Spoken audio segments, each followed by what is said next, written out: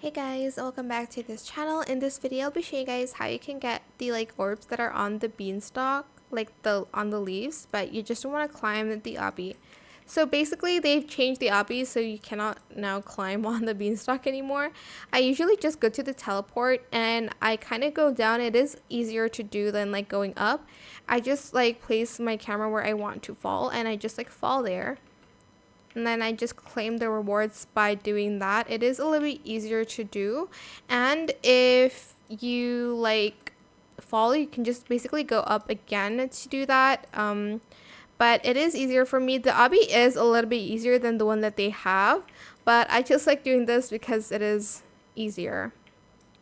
Ooh, okay, sorry, I'm just looking at the mutations that's been applied. So yeah, that is pretty much it. Just go down instead of going up.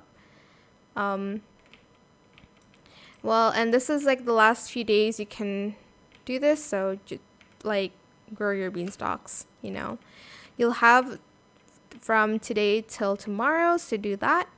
And yeah, that is pretty much it. I hope it was helpful for you guys. Don't forget to comment, share, and also subscribe to this channel if you haven't done that already. If you have any more questions about this video, just leave it in the comment section down below.